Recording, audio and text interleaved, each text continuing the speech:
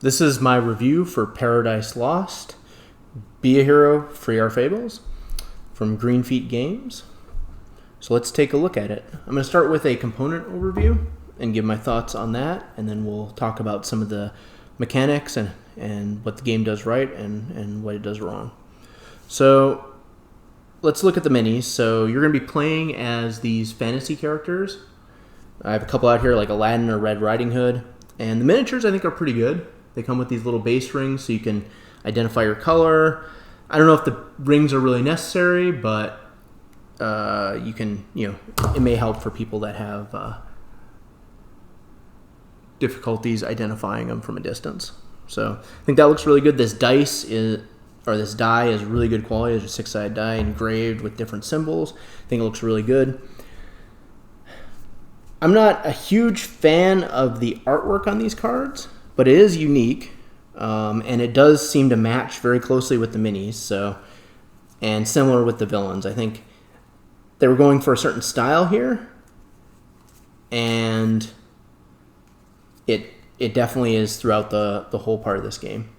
The crystals are a good touch. These coins are normal like coins. I think these cubes are good. These cards are okay quality, although in the case of the backs of them, maybe the artwork could have been better, and the fronts. And finally, the board. So the board, this is actually a mat that you can buy. The board quality is okay.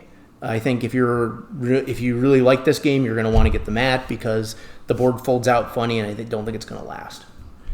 And you also get plenty of these sheets to play with. So you'll get a whole collection of these, like a big stack of them to play through the game and do your deduction stuff on. So overall, I think the components are to really good, like the miniatures, or above average to maybe below average on the cards. So I'll say average overall for component quality. I do like the artwork on the board a lot, though. Maybe not so much on these. It's okay, but I like how they did the artwork on the board. So let's talk about how the game works. So it's kind of, I would say this is a fusion of Takedo and Clue. And it borrows from kind of both games. So all you're going to do is you're going to move as far as you want, just like in Takedo. So you're going to move as far as you want and land on a space, and you're going to do whatever's on the space. And whatever is on, whatever you do here is on here. So you can buy scrolls, or you can exchange mana for money, crystals for money. You can get a money and a crystal, or you can trade for secret cubes, basically, or pick up random cards. So I think the movement and the weighting and stuff, it works very similar to Kaido with similar actions. I think it's a very relaxing experience in terms of that, not very stressful, kind of like Takedo. Now, what are you going to be going for? Well, you're going to have a goal at the end to be able to guess first. So throughout the game, you're going to be trying to eliminate villains and weapons. So every person's going to have a hand of these cards. I think it depends on the players, but you can just say 3 cards you'll cross off. And then there's also going to be cards that come onto play that everyone gets information from at the Oracle spots. So you'll eliminate things throughout the game by asking questions to the Oracle, by seeing the Oracle cards, by looking at your cards, and then sometimes random events give you more information. So at the end of the game, you're gonna want to know who the villain and the weapon is, and potentially what the location is, just like in Clue. So these ones are pretty straightforward to figure out. There is 2 workarounds for figuring out the villain or the weapon. You can collect a full set of scrolls, kind of like in Takedo, where you collect a painting, or I think it was a painting. You made a painting, and if you collect a full set of the blue scrolls, I believe you don't need to know the weapon. And if you collect a full set of the fire scrolls, you don't need to know the villain. It could be backwards, but I believe that's the way it works. And then you just don't have to know that one. It's determined on the guessing order. So the guessing order first is determined by a secret location tile. Now, I'm not going to describe this system. I think there's other how to play videos that describe the system better, but it's a little wonky, and we'll talk about that in the flaws in the game. Finally, the main way that you'll determine guessing order is there's a certain number, like whoever has the most resource of a certain type at the end based on an initial cube placement over here, or die roll, will determine who gets the first guess. And in my games, getting the first guess is really important because usually you'll have figured out pretty close to who it is by the end. As long as you don't do a poor job in your movement. Okay, so let's talk about what it does right. So I think the inclusion of minis, the variable player powers on the characters, and I think the Takedo movement actually works pretty good in a deduction game. I think all those things work pretty well. Now let's talk about what maybe it didn't do so well.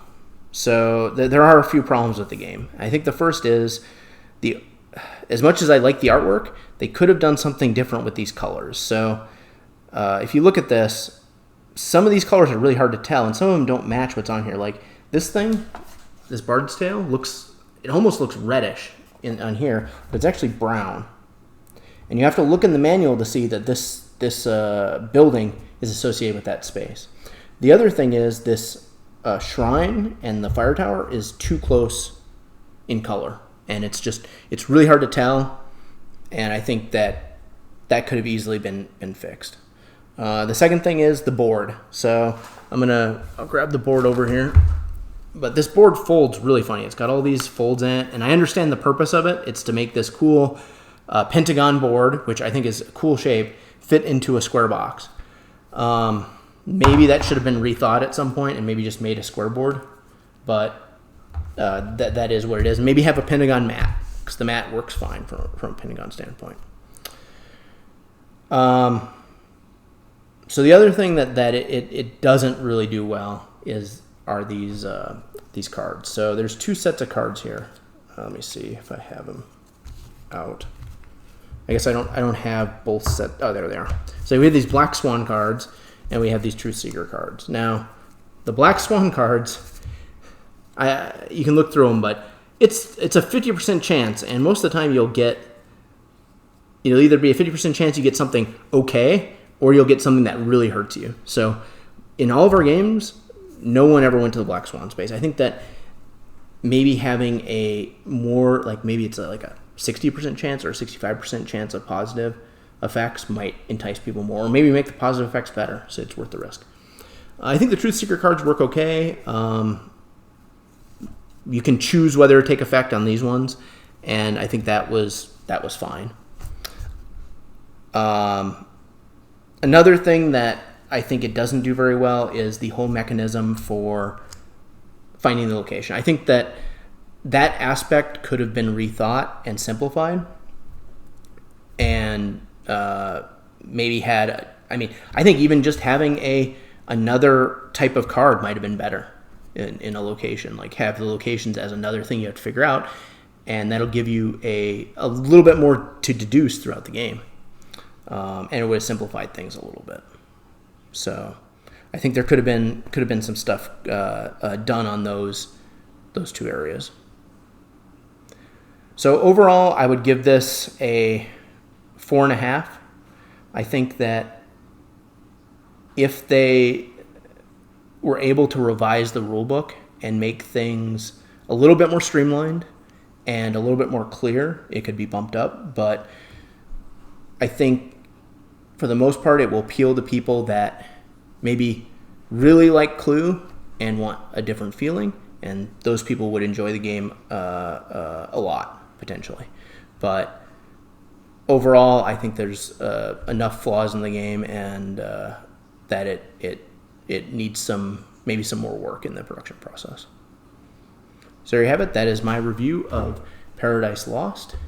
If you enjoyed this video, please like and please subscribe, and please take a look at our other videos. Thank you.